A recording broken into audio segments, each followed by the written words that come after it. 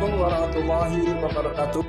Waalaikumsalam warahmatullahi wabarakatuh. Alhamdulillah kita berjumpa lagi di sore hari Alhamdulillah. dalam rangka mengisi kajian parenting yang luar biasa. Setiap sore Senin sore kita ketemu untuk membahas berbagai persoalan kaitan dengan dunia parenting. Dunia parenting itu sangat penting sehingga perlu pembahasan karena bagaimanapun juga kekuatan sebuah negara itu tergantung pada kondisi keluarga. Betul. Strong from home.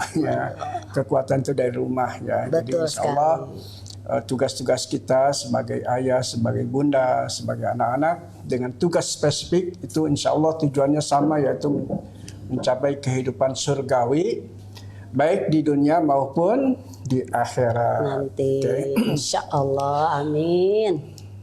Insyaallah materi pada hari ini kaitan dengan komunikasi efektif yang nanti bagaimana kita mempunyai trik-trik agar kita bisa berkomunikasi baik ya dengan pasangan kita, dengan anak-anak kita, sehingga komunikasi itu membangun hubungan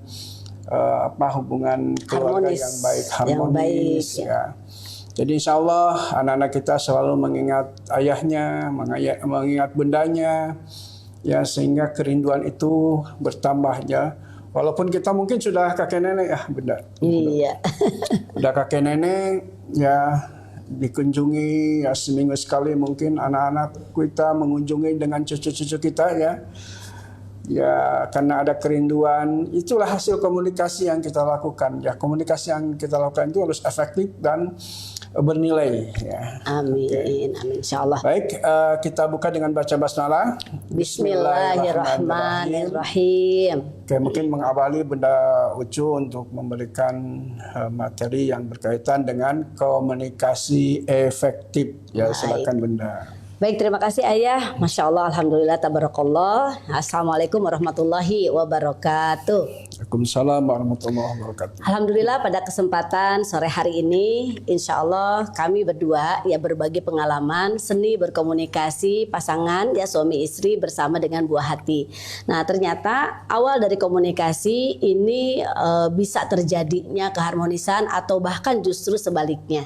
Nah dari komunikasi ini itu pasti setiap orang, setiap manusia, setiap makhluk itu selalu melakukan komunikasi.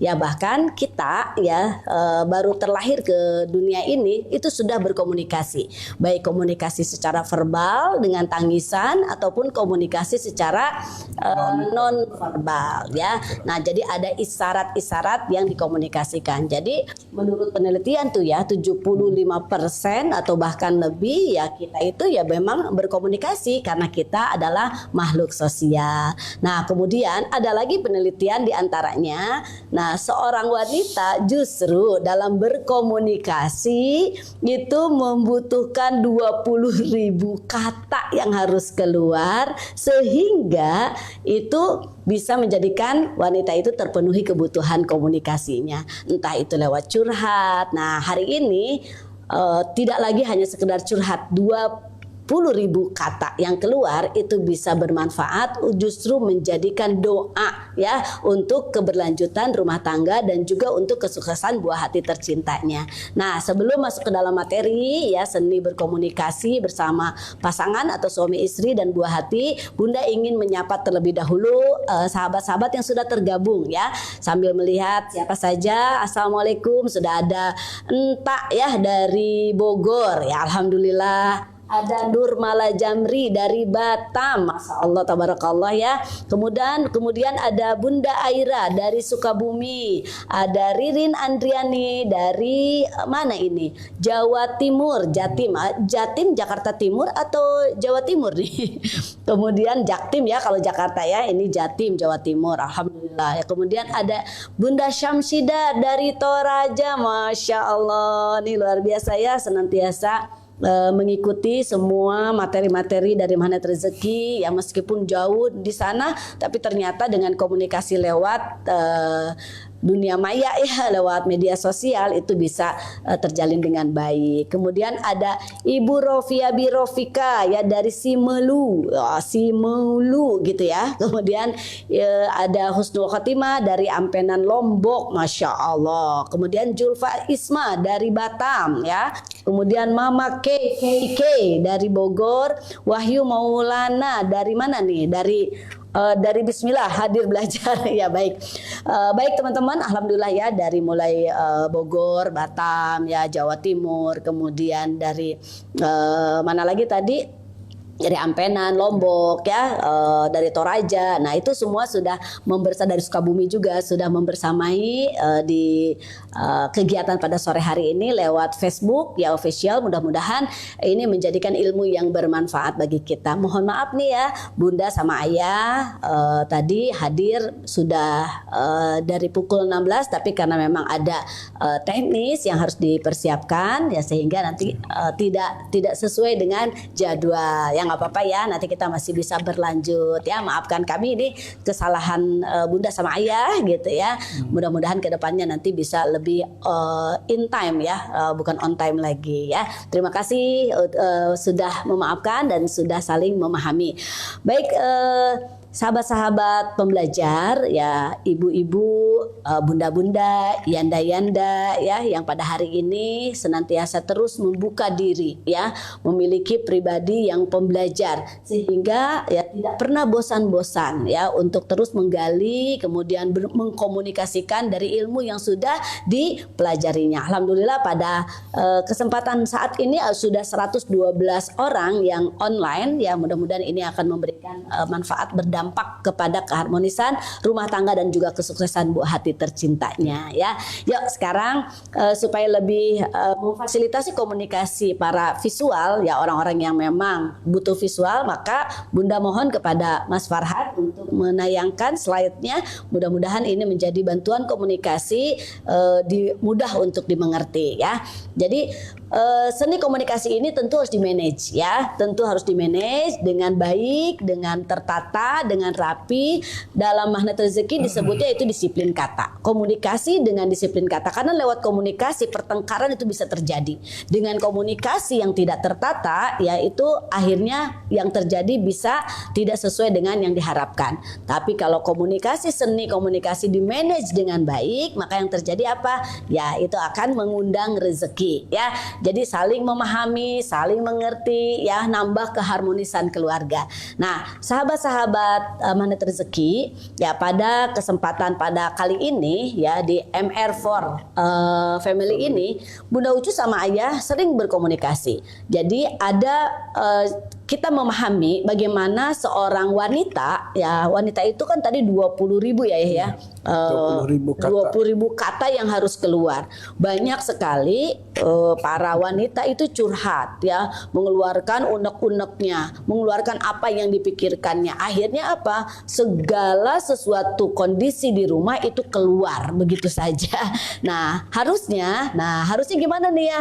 Dengan 20 kata yang keluar, ternyata cara memanagenya untuk para pasangan nih, untuk para wanita, untuk para bunda-bunda yang solehah, lebih baik dikeluarkannya lewat apa? Lewat mulai bangun tidur ya, ingat dengan membaca doa. Itu salah satu manajemen seni komunikasi para wanita ya. Komunikasi dulu dengan siapa? Dengan Allah Subhanahu wa Ta'ala. Kita hablum minallah dulu, pas bangun tidur kita langsung baca doa. Itu udah berapa kata tuh yang keluar ya.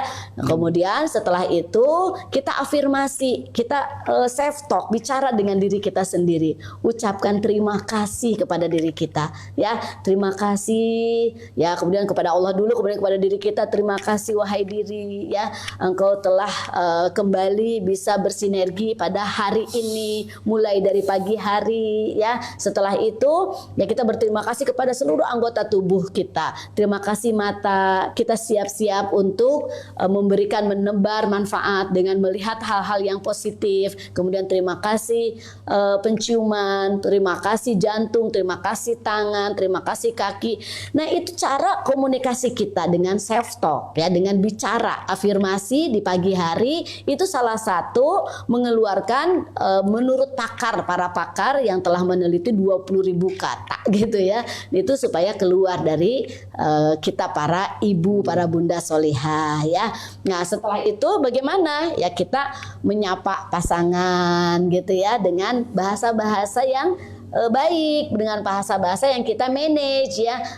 Assalamualaikum ayah gitu ya, alhamdulillah. Anak-anak assalamualaikum anak-anak. Nah itu assalamualaikum itu kita mendoakan ya. Jadi berapa kali kita mendoakan di pagi hari, terutama untuk keluarga dulu gitu ya, untuk anak-anak kita. Ini sudah menjadikan salah satu manajemen ya, tips yang memang bisa membantu diri kita untuk tidak terlalu banyak perisainya kayak gitu. Setelah itu apa?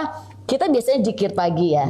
Nah, zikir pagi ya, alhamdulillah zikir pagi juga kita ajak nih para komunitas ya untuk bergabung di kegiatan zikir pagi. Itu juga salah satu untuk apa? Mengeluarkan ya komunikasi kita, ya kata-kata kita ya, terutama itu adalah sebuah doa-doa. Setelah zikir ya kemudian kita tadarus ya. Jadi 20.000 kata itu kita akan dipertanggungjawabkan nanti gitu ya, diolah, dan itu akan dipertanggungjawabkan di hadapan Allah Subhanahu wa taala, sehingga itu tidak jadi sia-sia tapi justru bisa bermanfaat untuk diri kita juga sebagai pemberat timbangan amal soleh.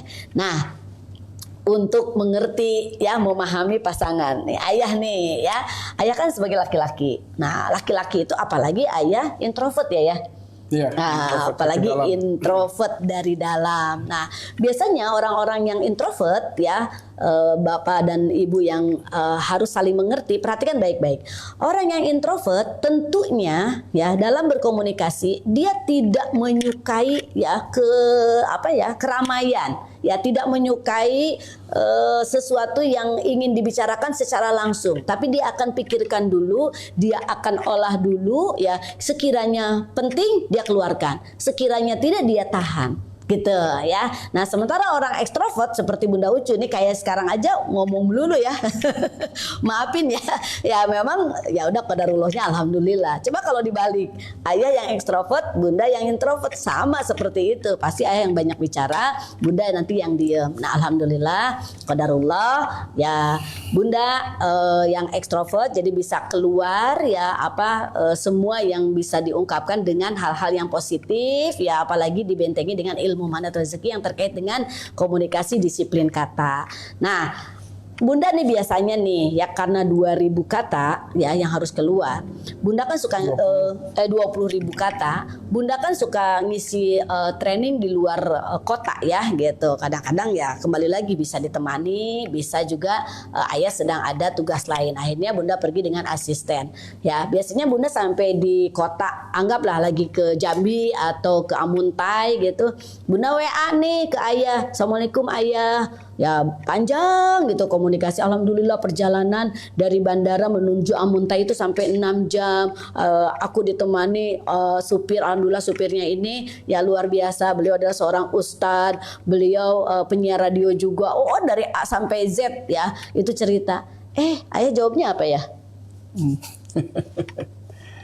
Ya paling 2 kata, 3 kata. 2 kata, 3 kata jawabnya. Alhamdulillah, selamat ya. Udah gitu. Nah, kalau yang tidak sedikit memahami ilmu komunikasi dan tidak mengerti bagaimana kondisi seorang laki-laki ya, apalagi introvert ya, itu pasti akan kecewa. Ayah, ibu udah panjang lebar, tapi ayah cuman alhamdulillah gitu ya, cuman oke, cuman selamat ya, selamat bertugas, selamat menebar manfaat, cuman gitu aja. Nah, justru dengan begitu kita bersyukur, alhamdulillah suami kita itu memang seorang laki-laki yang sesuai dengan ya fitrah pembawaan, dia seorang introvert gitu. Kita paham ya, kita ngerti gitu. Kadang Triknya, tips dan triknya gimana ya? Itu trik para trainer untuk menghabiskan waktu itu biasanya menyuruh wanita yang bicara. Oh, panjang tuh. Cukup dua orang perempuan itu berbanding 10 laki-laki. 2 orang perempuan sebanding 10 laki-laki. Jadi habis waktunya sama curhatan kaum wanita. Nah, itu triknya. Triknya gitu. Jadi ayah kalau sedang ngisi kajian gitu ya, training atau motivasi, ya ditanya aja ya 1, 2, 3 wanita itu bicaranya panjang ya. ayah cuman bilang apa? Oh iya terus Bu. Kayak gitu. Waktunya habis. Alhamdulillah selesai. Wassalamualaikum warahmatullahi wabarakatuh gitu kata ayah. Tapi kalau perempuan ya sekali lagi ayo mengerti. Jadi bagaimana dengan siapa para ayah yang memang ternyata dia ekstrovert gitu. Nah, para laki-laki ya seorang laki-laki dia ekstrovert ya. Tentu ya itu sama seperti halnya wanita, dia akan mengeluarkan apa yang akan disampaikan dalam keramaian atau sedang dalam sebuah kumpulan gitu. Nah, bagaimana dengan perempuan Bunda nih gitu ya. Nah, sementara dia introvert ya, tapi tetap dari hasil para peneliti yang meneliti bahwa wanita itu mengeluarkan kata-kata 20.000 kata setiap harinya. Ya berarti apa? Berarti dia berbicaranya lewat tulisan gitu. Tapi tetap bicara gitu ya, cuman lewat tulisan karena dia seorang introvert gitu. Ya tetap bicara, kadang-kadang bicaranya berdua gitu ya. Dia tidak dalam keramaian ya, tapi tetap dikeluarkan sebanyak 20.000 kata ya. Alhamdulillah nih. Berikutnya lagi Mas Farhad silahkan. Ya, kita lihat slide-nya. Next, oke. Nah, bunda-bunda ya, kita ini komunikasi dalam keluarga. Ini perlu diperhatikan. Keluarga adalah unit terkecil dari masyarakat yang terdiri atas kepala keluarga. Nah, jadi kita untuk terjadinya keharmonisan di dalam keluarga, sosok kepala keluarga jangan pernah disepelekan. Apalagi dianggap tidak ada. Contoh, ayah nggak penting banget sih. Nah seperti itu. Apalagi ibu bekerja, kemudian bisa jadi banyak dari pasangan suami istri yang istrinya penghasilannya lebih besar gitu ya, suami di bawahnya. Kemudian dia mengabaikan dalam arti menyepelekan pasangan gitu ya. Kamu ini nggak berguna amat sih di keluarga. Nah itu jadi apa? Tidak disiplin. Akhirnya rumah tangganya berantakan ya, tidak menjadi rapi. Yang rugi siapa? Ya tentu pasangan kita ya, kemudian nanti juga diri kita dan bahkan anak-anak kita yang menjadi korban yang dilakukan oleh siapa? Oleh pasangan atau salah satunya ya. Jadi berikutnya, dan beberapa orang yang terkumpul dan tinggal di suatu tempat di bawah suatu atap dalam keadaan saling ketergantungan. Saling memberikan pahala. Jadi saling memberikan pahala. Nah, istri memahami pasangan suami memahami istri. Ayah gimana nih punya istri bawel kayak Bunda? Coba ya ceritain. Ya menghadapinya tenang dan sabar aja ya. Ya paling kita ada beberapa kata, oh iya, oh gitu ya, oh iya, ya gitu ya, ya seperti itu untuk merespon pertanyaan. Karena laki-laki itu bukan rasa ke kata. Kalau perempuan, kalau apa yang dirasakan langsung keluar melalui kata-kata. Diucapkan. Tapi kalau laki-laki itu rasa kepikir. Nah, makanya bukan ke mulut tuh, kepikir dulu. Makanya agak delay itu berbicara itu, tidak langsung ya. Karena biasanya kalau perempuan kan berbicara pakai perasaan, kalau laki-laki berbicara pakai pikiran, ya itu perbedaannya. Makanya jadi ditulis sekarang, ditulis dulu ya. Perempuan bicara langsung diungkapkan dengan kata-kata, gitu ya ya. Rasa ke kata. Oh, dari rasa ke kata. Yuk diketik dulu. Perempuan ya kalau ingin mengungkapkan dari rasa ya, dari rasa langsung ucapkan. Ditambah lagi kemampuannya ada 20.000 kata yang harus keluar. Nah sementara laki-laki Gimana ya? Kalau rasa kepikir dulu apa yang dirasakan. Apa yang dirasakan, kepikir. dipikirkan Makanya dulu. Ya, baru jadi keluar kata-kata. Jadi ada apa? 1, 2, 3. Kalau perempuan 1, 2. Jadi sekali lagi kalau perempuan mulai dari apa yang dirasakan itu langsung diungkapkan. Nggak pakai mikir dulu ya.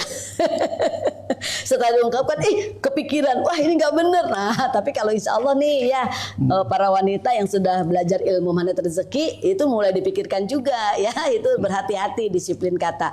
Tapi memang qadarullahnya seperti itu. Kalau laki-laki ya dirasa, dipikirkan terlebih dahulu, delay kata ayah ya, 1, 2, ya 3 baru keluar. Makanya harus bersabar perempuan menghadapi laki-laki yang seperti itu ya. Oh, pasti dia bagaimana mengucapkan kata-kata itu tidak menyinggung di pikirannya tuh. Kedua, bermakna lah, bernilai setiap kata yang diucapkan oleh seorang laki-laki.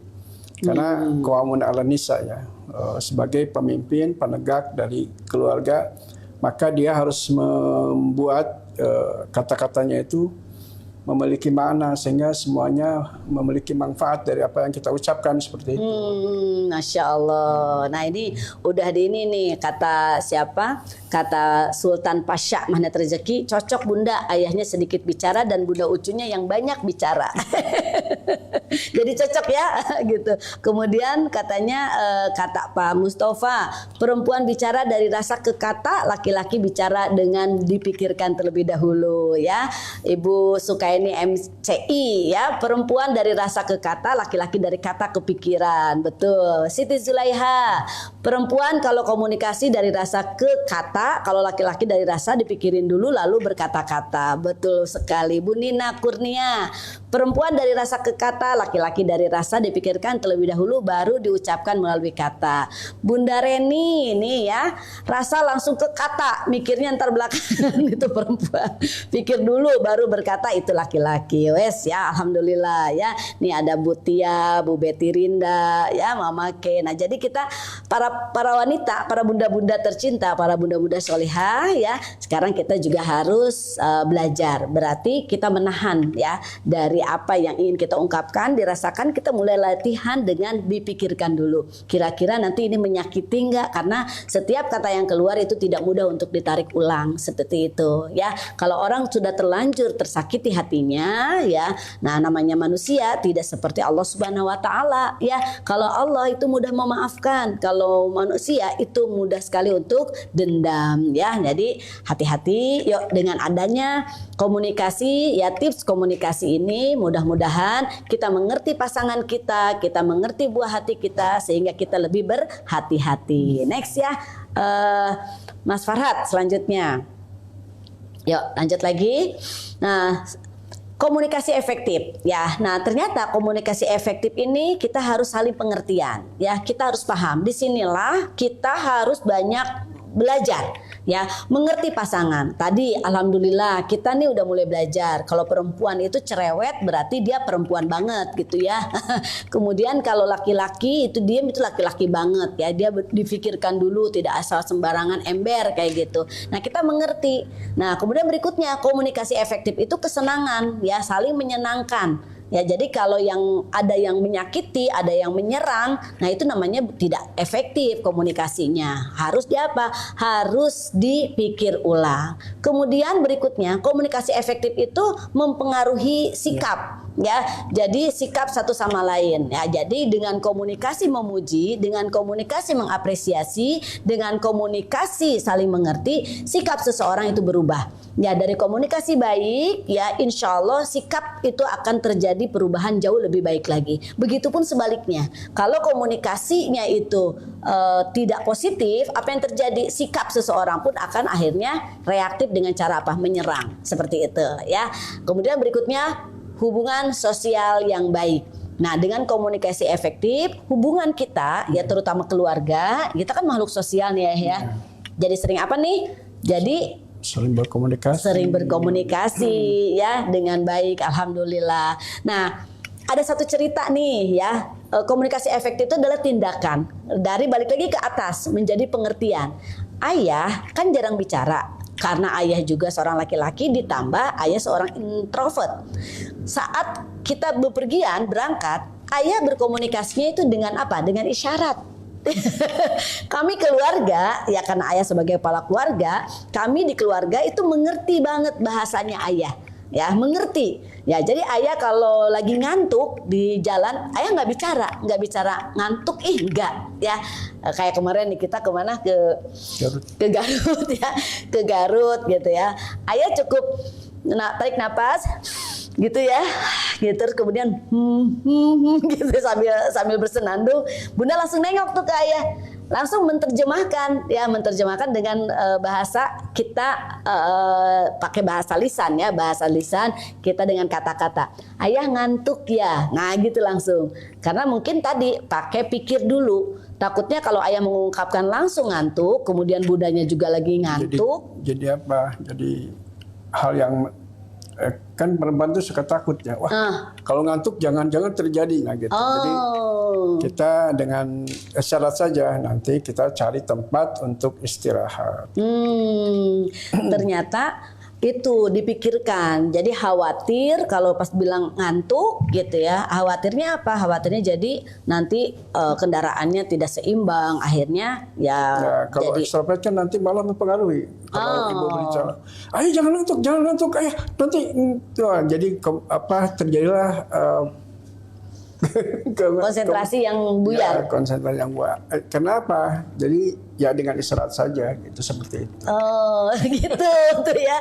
Jadi ternyata tapi kami ya, saya anak-anak udah paham gitu ya, kalau ayah udah dengan isyarat bahasa komunikasi seperti itu, saya harus segera bangun, kemudian saya langsung minum. Biasanya boleh ya ke pinggir 500 meter di depan itu ada tempat istirahat, yuk boleh Bunda siap gantikan kayak gitu. Jadi tenang, mengendarai mobilnya juga tenang, keluarga tenang gitu kan. Jadi semuanya tenang. Biasanya gitu. kalau yang terjadi kecelakaan itu ketika komunikasi seorang istri atau orang lain mempengaruhi cara kinerja otak.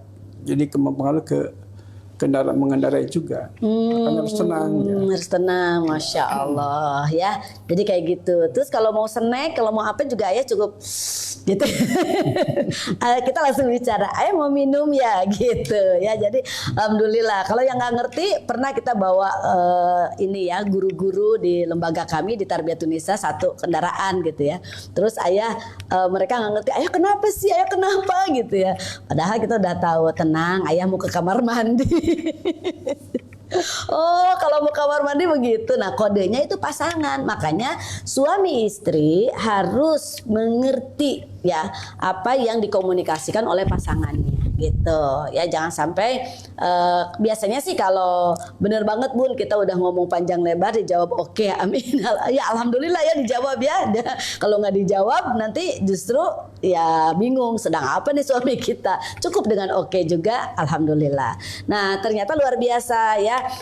Kalau kita sebagai wanita ya, itu kita tidak perlu lagi dengan bahasa-bahasa isyarat sama suami ya, nanti malah suami bingung gitu. Ya langsung aja, biasanya kan yang punya isyarat-isyarat itu ya perempuan juga suka isyarat, pengen dibelikan liontinnya Magnet Rezeki gitu ya. Nah itu isyaratnya, ih bagus ya orang-orang pakai kalung, nah maksudnya pengen dibeliin gitu ya. Nah itu nggak usah kayak begitu. Suami ya bahkan ya cukup bilang oh iya bagus, dia nggak kepikiran tuh untuk beliin. Ya udah aja langsung, ayah ibu kali ini kalau nanti ulang tahun pengennya dibeliin itu deh gitu, kalung gitu ya. Jadi kan langsung si suami tuh fokusnya ya nanti sudah persiapan kadonya kalung dari MR Gold gitu ya, liontin dari DKR. Aku maunya nanti ya nabung aja dinar. Nah itu udah jelas, jadi tidak dikasih transferan berupa uang rupiah, tapi langsung dibelikan dinar. Kayak gitu bahasa komunikasi. Lanjut ya. Ya lanjut lagi silahkan. Berikutnya ya, sekarang pahami pasangan. Pahami pasangan dari budayanya. Nah jadi maksudnya gimana? Maksudnya pertama dari budaya, dari urutan kelahiran, dari pendidikan, dari kepribadian. Nah ini dalam ilmu Magnet Rezeki menjaga terumbu karang. Bayangkan kalau budayanya, ayah kan turunannya Turki ya ayah ya? Dari Turki ya? Apa itu Turki ya? Turunan Kidul. Turki itu turunan Kidul. Ayah dari Turki, turunan Kidul. Dari asal Sukabumi, ya. Ayah itu dari Sukabumi. Nah, jadi kalau budayanya Sukabumi itu seperti apa gitu ya? Next, nggak perlu kode-kodean lagi deh, to the point aja ya, kayak gitu biar suaminya juga paham. Tapi pakai bahasa cinta ya, pakai bahasa seni gitu. Nah, sahabat-sahabat mengerti budaya. Ini perlu diperhatikan. Budaya Sukabumi dengan budaya kalau Bunda kan aslinya Turbo. Tahu nggak Turbo? Apa tuh Turbo? Mas Farhat tahu nggak Turbo? Nah, Turbo tuh turunan Bogor. Itu tidak terlalu jauh perbedaan antara Sukabumi dengan Bogor karena memang masih Jawa Barat. Kesukaan sama-sama. Ayah suka pete, suka pete. Suka ya? Suka dulu. Suka. Bunda Ucu suka pete. Ayah suka jengkol? Suka. Bunda Ucu suka jengkol. Ayah suka sambal? Suka. Bunda Ucu suka sambal. Ayah suka lalap? Suka. Bunda Ucu suka. Nah, itu masih relatif masih Sunda. Seimbang ya. Jadi mengerti budayanya di Sukabumi dengan di Bogor itu biasa. Bayangkan kalau pasangan kita dari luar. Ya, pasangan kita dari luar yang dia tidak suka yang namanya pete seumpamanya, ya. Kemudian kita suka pete. Apa yang terjadi saat kita buang air kecil di kamar mandi, ada bau-bau pete, akhirnya yang terjadi apa? Pasangan kita marah. Pasangan kita langsung tidak mau pergi ke kamar, ya, kamar kecil yang ada di kamar. Dia nggak mau. Akhirnya kita tersinggung. Kenapa sih? Kok ayah nggak mau ke kamar? Gitu ya. Ayahnya karena tadi tidak langsung bicara, ditahan. Yang bicara siapa? Pasangan. Ngomong aja terus. Ayah udah gak cinta ya? Ayah udah gak suka sama ibu? Kok tidak mau tidur di kamar? Nah, kayak gitu. Akhirnya terjadi ya ketidakpahaman dari budaya itu sendiri. Kemudian bahasa. Bahasa kalau Sunda sih mangga kayak gitu ya, biasalah gitu, lembut. Beda kalau bahasa. Beda kalau dengan bahasa luar sana gitu. Kalau Bogor sama Sukabumi agak beda juga bahasa. Bogor sama Sukabumi beda ya? Seperti apa ya? Ya, sok wae kalau Bogor kan sok wae, kalau Sukabumi mangga. Kalau Bogor disebutnya heuras genggerong ya. Bogor disebutnya heuras genggerong. Genggerong itu tenggorokan gitu ya. Ya sok wae lah gitu, sok wae gitu. Tapi kalau Sukabumi katanya mangga gitu. Nah, apalagi kalau Bogor nikah sama orang Jawa, Jawanya Jawa Jogja gitu, lembut gitu ya. Santun bahasanya gitu. Nah, dengan orang Bogor ngomongnya wadah main nyerang aja gitu ya. Ternyata tidak saling mengerti kata pasangannya, kok kamu kayak begitu sih? Nah, itu yang disebut dengan memahami budaya, komunikasi dari budaya pasangan kita. Nah, nanti anaknya itu pasti ada yang ikut ke ibu, ada yang ikut ke ayah, dan itu tergantung dari di mana nanti anak-anak kita ini, buah hati kita ini dibesarkan, di lingkungan mana gitu. Tapi tetap ada darah ya, gen yang turun ke anak kita. Nah, kemudian berikutnya lagi, ini dari pendidikan. Ya, urutan kelahiran dulu. Dari urutan kelahiran. Coba bayangkan dari urutan kelahiran ini anak pertama itu biasanya dia menunjuk, ya, memimpin gitu ya. Karena apa? Dibiasakan oleh orang tuanya ya dengan amanah gitu ya. Kamu harus jaga adik ya. Kamu harus jaga rumah ya. Kamu ini ibu amanahin ya. Nanti kamu yang belanja ya. Berikan penuh tanggung jawab. Nah, kemudian kita menikah nih sama anak yang urutan kelahirannya pertama. Dia langsung seringnya merintah lah kayak gitu. Pas kebetulan pasangannya yang perempuan ya, si istrinya, dia urutan kelahirannya pertama. Apa yang terjadi? Suami anak bungsu gitu. Nah, suami bungsu. Kalau bungsu gimana ya? Bungsu kan paling manja ya. Manja. Terus banyak diperhatikan. Nah, diutamakan karena memang anak paling bontot ya, paling bungsu gitu, paling terakhir. Disetrikain bajunya, banyak kakak-kakaknya yang membackup ya, yang mendukung. Akhirnya apa? Saat menikah, anak pertama, urutan kelahiran pertama dengan urutan kelahiran terakhir. Nah, itu kalau tidak saling memahami pasangan, kamu manja amat sih, kata si istrinya karena urutan kelahiran pertama, suaminya urutan kelahiran paling bungsu di keluarganya. Ya dia manja-manja gitu, kain kelonan. Terus kata istrinya apa? Tidak begitu, harus jadi laki-laki itu harus wow. Akhirnya apa? Ya komunikasinya tidak harmonis. Ya begitupun nanti kalau harus dipahamkan. Kalau kebetulan yang menikahnya urutan pertama, kemudian suaminya bungsu atau sebaliknya, harus dipahamkan itu oleh orang tua. Oleh orang tua. Ya, jadi orang tua nanti memberikan pemahaman kepada buah hati. Nah, selanjutnya kalau urutan kelahiran yang tengah-tengah. Nah, itu para ibu ya, ini jangan sampai karena pasangan kita, suami kita ini anak urutan kelahirannya tengah, dia sering sekali meminta pendapat. Sekali lagi, ya. Dia sering sekali meminta pendapat kepada keluarganya. Ceritanya dia mau beli rumah nih ya, mau beli rumah. Terus istrinya merasa tidak diajak bicara. Ayah kok nggak bicara sama bunda? Malah kenapa ayah malah ke keluarga, pergi ke kakak, pergi ke adik? Ya keputusannya harusnya sama bunda dong. Nah biasanya anak urutan di tengah, kelahirannya di tengah-tengah, itu biasanya kan di backup dari kakak paling pertama ya, kemudian di backup juga oleh adik yang di bawah. Dia posisinya di tengah-tengah, sering minta pertimbangan pendapat. Gimana ya ini aku kira-kira kuliah di mana ya, kata kakaknya. Kalau menurut pengalaman kakak sih A, B, C, D. Kata adenya, ih kak temen aku ya, dan seperti itu. Akhirnya mereka diskusi, diputuskan sama-sama. Itu biasanya anak tengah seperti itu, butuh dukungan, dorongan dari yang paling besar dan paling bawah, karena posisi dia ada di tengah-tengah. Nah biasanya terbawa ya, jadi pahami pasangan kalau dia anak tengah seperti itu. Nah jadi dia akan pergi ke keluarganya dulu minta pendapat. Oh si ayah lagi minta pendapat tuh kayak gitu. Ya nggak apa-apa, kita sebagai istri meskipun kita anak pertama, ya kita menghargai pasangan kita karena urutan kelahirannya dia posisinya ada di tengah-tengah. Di sini siapa yang anak bungsu? Ayo, yang anak bungsu siapa? Ya, yuk sini anak bungsu. Coba, saya anak bungsu. Begitu nggak anak bungsu? Biasanya anak bungsu ya memang dimanja. Ya, di sini ada nih Ibu Arindita. Saya anak bungsu, suami anak tengah. Nah, anak bungsu dan anak tengah.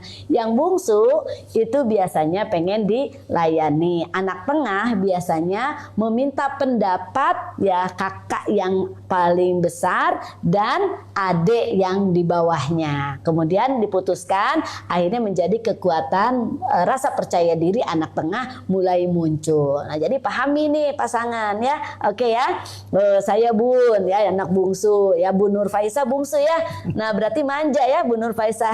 Saya anak tengah, suami anak tua, anak tertua ya, berarti anak paling besar.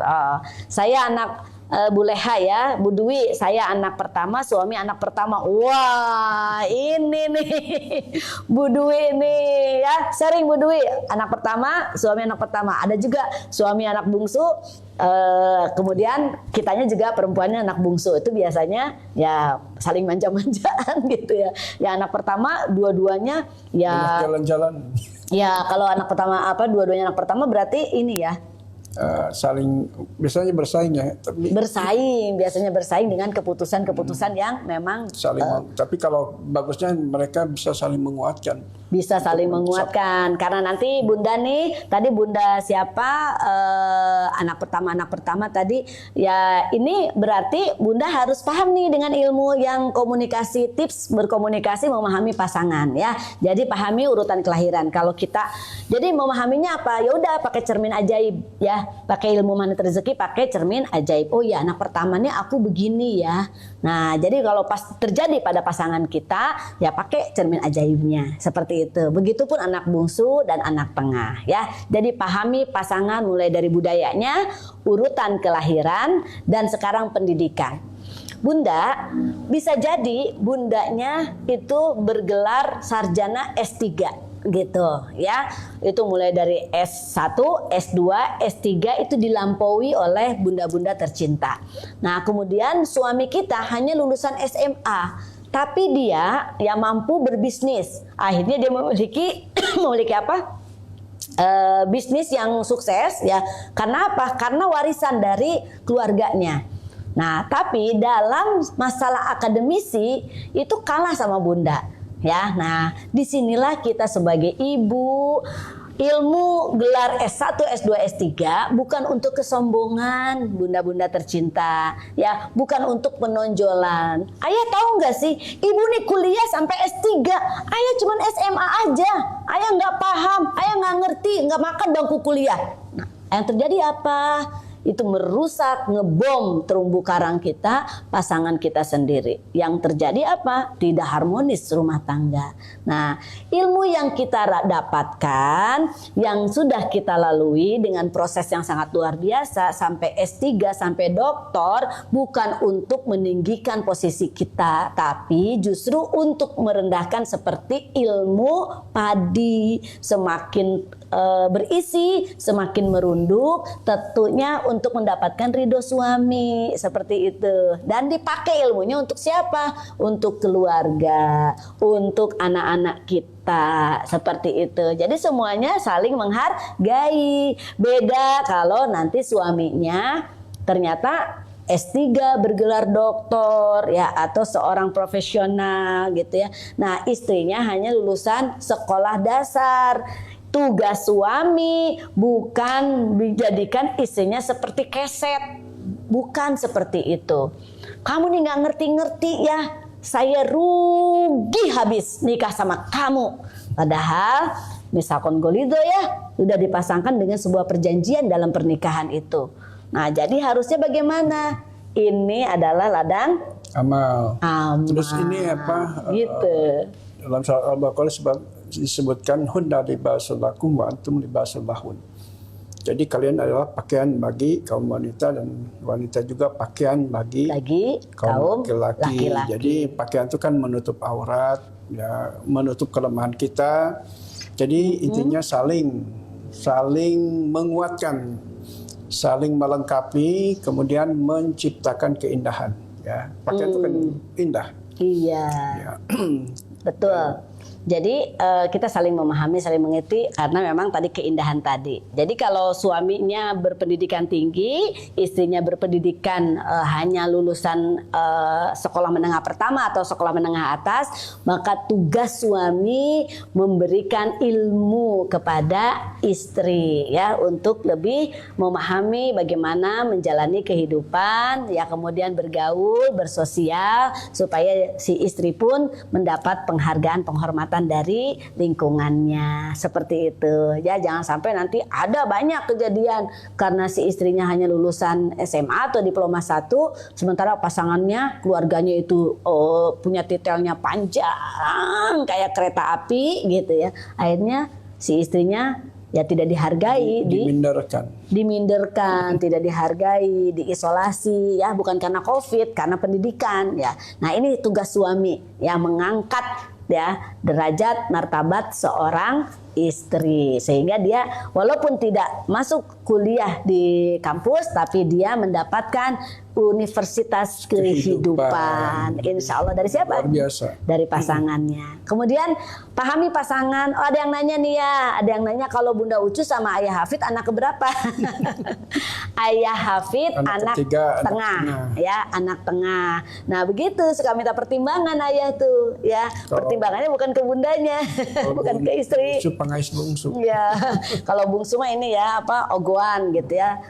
Jadi enak kalau nggak punya sambal tinggal nelpon kakak pertama. Kalau nggak punya beras tinggal nelpon kakak kedua.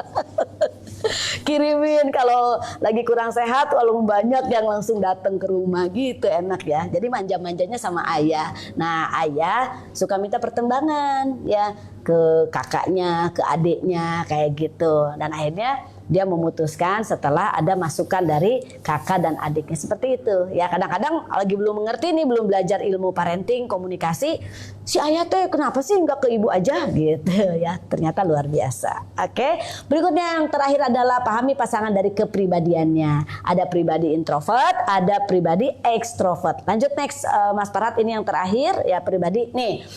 Menghindari konflik komunikasi ya. Jadi ada sensitif terhadap kondisi lawan bicara, ya, bicara verbal dan non verbal. Wanita itu dengan verbal, laki-laki itu dengan non verbal. Supaya tidak terjadi konflik, kita memahaminya. Kemudian gunakan analisa transaksional. Maksudnya gimana? Analisa transaksional ini, bunda-bunda, Yanda, ya, sahabat-sahabat dari MR for Family, dalam manajemen komunikasi, tips komunikasi, analisa transaksional itu mengabaikan ego masing-masing. Ya, nih kenapa sih terjadi konflik? Karena apa? Egonya didahulukan, maka terjadi konflik. Nah, untuk menghindari konflik ini, ya egonya ya ditransaksionalkan, gitu, transaksi dulu, gitu ya, turunkan. Kalau dalam Magnet Rezeki, garis kebenarannya itu diturunkan, seperti itu, ya. Berikutnya, wanita suka bicara, laki-laki bicara seperlunya, ya. Nah, ini mungkin untuk kali ini sekarang sudah jam berapa, Mas Farhat? Jam 5.16. Yang 5.16 ya. Jadi ini luar biasa. Nanti kita next berikutnya komunikasi tahap kedua, ya, insya Allah nanti kita akan lebih dalami lagi. Ternyata ini hal yang sangat luar biasa yang harus kita pahami, ya. Pertama, yang tadi memahami pasangan dari garis urutan kelahiran, ya. Pahami anak kelahiran pertama dia senantiasa memimpin, kemudian senang sekali untuk mengatur strategi. Sementara anak tengah, ya, urutan kelahiran anak tengah, bagaimana dia selalu meminta pertimbangan kepada kakak paling besar, kemudian kepada adik, bahkan kepada keluarga, bisa juga kepada ayah bundanya. Sehingga kita tidak menjadi prioritas utama, ya, tapi setelah dia mendapatkan masukan, baru dia akan berkomunikasi dengan pasangannya, baik yang laki-laki ataupun perempuan, ya. Jadi kalau urutan kelahiran tidak dilihat dari perempuan laki-lakinya, ya. Jadi kedua-duanya posisinya ada di mana. Kemudian berikutnya yaitu terkait dengan budaya. Dari mana asalnya? Apa dari Jawa atau dari Makassar, dari Kalimantan? Ya, orang Makassar ketemu dengan orang Sunda itu berbeda sekali dalam bahasa komunikasinya. Ya, Sama dengan Batak juga. Batak juga sama, ya. Nah, itu kalau orang Batak ketemu dengan orang Jawa, gitu ya. Wah, itu kalau tidak paham seolah-olah kayak dibentak-bentak, gitu. Kemudian lagi urutan pendidikan. Jadi kalau seorang sarjana, gitu ya, kemudian pasangannya tidak sarjana, ya tugas satu sama lainnya saling memberikan keilmuannya. Dan yang terakhir adalah terkait dengan kepribadian. Apakah pasangan kepribadian? Penting, ya? Ya. Ya. Memahami kepribadian, ya, itu harus khusus dipelajari tentang kepribadian dengan personality, ya. Personality. Nanti kita akan bahas terkait kepribadian ini di pekan depan, ya. Itu ada kepribadian yang sifatnya daun, ada kepribadian ini teman saya, ya, yang mengulik-ngulik, gitu ya. Kalau dalam bahasa psikolognya itu ada bahasanya sanguinis, melankolis, korelis, pragmatis, ya. Nanti akan kita permudah, ya, oleh sahabat bunda, guru bunda juga, gitu. Beliau menyederhanakan personality itu pohon kepribadian. Ada pribadinya seperti daun, seperti cabang, ya, batang, kemudian seperti akar dan seperti buah. Nah, seperti apakah itu? Nah, jadi kalau Bunda Ucu seperti apa nih? Buah, ya. Nah, Bunda Ucu nih buah. Buah dan cabang. Buah dan cabang, loh, kata ayah. Kalau ayah seperti daun dan akar. Dan akar, ya. Jadi seperti itu, luar biasa. Akhirnya kita bisa saling mengerti. Ayah tuh tidak terlihat, ya. Kalau akar kan tidak terlihat, tapi bisa menghidupi pohon. Ya, kalau akarnya mati, pohon itu seperti daun, buah itu tidak bisa tumbuh, seperti itu. Kalau buah dari jauh tuh udah menarik, apalagi buah durian, ya, buah durian, apalagi duriannya durian Musankin. Itu nanti kita ada di Desa Wisata Magnet Rezeki, ada Mas Farhat disebutnya bagian ini, ya, bagian durian, ya. Ada juga yang memang khusus dibangun untuk villa perumahan. Nah, ayo kita sama-sama miliki, ya, kapling, kebun di Desa Wisata Magnet Rezeki dan juga villa, ya, sehingga nanti kita bisa memahami gimana sih maknanya personality itu, ya. Nanti kajiannya akan kita perbanyak nanti di tempat di mana sebuah peradaban akan kita bangun di sana gitu ya. Mudah-mudahan semuanya bisa terrealisasi ya, insya Allah dengan materi seni komunikasi ini ya, antara mengerti pasangan dan buah hati, sehingga kita akan semakin harmonisasi terjadi di keluarga, terutama keluarga inti ya, yang saling mengerti dan saling memahami, dan insya Allah kita akan mendapatkan surga sebelum surga yang sebenarnya, yaitu ketenangan di dunia, dan insya Allah kita kumpul kembali berjumpa di surganya Allah yang abadi. Mungkin ada quote dari Ayah, silahkan. Ada closing statement, silahkan ya. Terima kasih. Alhamdulillah sore ini kita sudah membahas sedikit ya ilmu tentang komunikasi yang masih meluas sebenarnya, karena nantinya dari pengalaman orang tentang komunikasi ini banyak yang menjadi buku ya, buku rujukan, dan mungkin kita akan membandingkan juga antara komunikasi yang kita lakukan di keluarga dengan pengalaman-pengalaman yang telah dilakukan oleh orang-orang, sehingga nantinya ke arah yang lebih baik lagi kita bisa membangun komunikasi efektif di lingkungan keluarga. Amin. Mungkin itu saja ya. Ya, baik. Oke, terima kasih sahabat-sahabat surgaku. Terima kasih Bu Yeni, ya, Bu Husno Khotimah, Bu Gusmina, Bu Selviana, Bu Aryani, Bu Maharizki, Bu Erlina, Bu Ida, Bu Oneng, ya, Rumah Jahit Rafani, Idayanti, Idras, Arindita, Samini, Bu Siti Khalifah, pokoknya teman-teman Margi Asi, Selviana yang tidak juga bisa Bunda sebutkan satu persatu, insya Allah ya, mudah-mudahan ilmunya kali ini bermanfaat, dan mari kita praktekkan bersama-sama supaya kita bisa semakin bahagia. Demikian kita tutup saja dengan doa kafaratul majlis. Subhanakallahumma wa bihamdika asyhadu alla ilaha illa anta astaghfiruka wa atubu ilaik. Kita akhiri dengan hamdalah alhamdulillahirabbil alamin. Wassalamualaikum warahmatullahi wabarakatuh.